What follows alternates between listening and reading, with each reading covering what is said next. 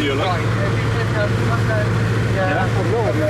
On your look. That's all good. That's a new front bumper.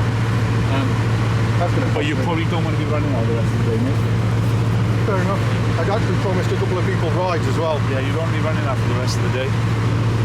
Okay. Hey, how's it going, guys? Welcome back to another video, and one that up until recently I had no intention of making whatsoever. So before we get into things, I'm just going to quickly go out and say, for those of you that aren't interested in hearing me bore you to tears for a few minutes with my explanation of what just happened, feel free to click off the video now. But for those of you that do want to know what just happened in the video that you just saw, please stick around and sit back and we're going to jump right into it. So as you will have just seen, last year I was fortunate enough to hop on board a Bugatti Veyron Grandsport Vitesse for an insane 200+ mph run down a runway. And as you just saw, things ended in tears. Now, the car had been performing perfectly all day. One of my good friends had been in the car for multiple runs. I think they reached a top speed of around about 218 mph, which is pretty ridiculous considering the runway was only about 1 to 2 miles long or something along those lines. Anyway, things quickly came round to my turn.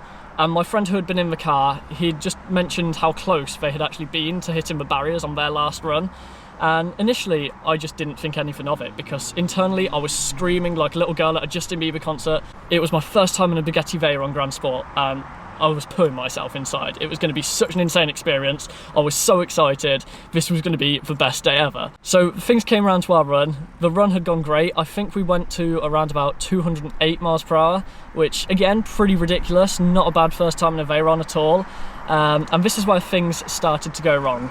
As you will have just seen, as we slowed down for the corner off the runway, for some reason the owner just didn't brake enough, and I don't know what was going through his mind, but he just didn't use the runoff area. Honestly, I don't think he realised how fast he was going when he began to turn.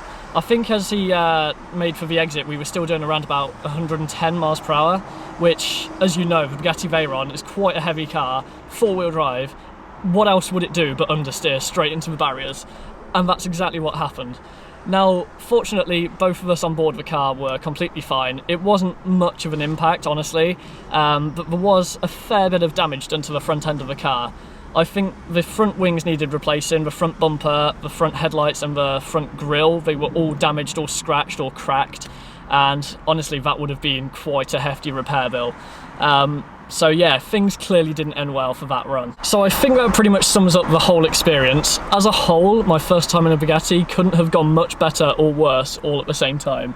208 miles per hour was a pretty ridiculous number to reach in that car. But then for things to end the way they did, honestly, that memory is going to stick with me for the rest of my life, so as an experience, that is quite life-changing. Anyway, as I said, I think that pretty much sums up the whole experience. Make sure you leave a like on the video if you have enjoyed it, comment down below your thoughts and opinions, and make sure you are subscribed for any new uploads from me in future. Thanks for watching.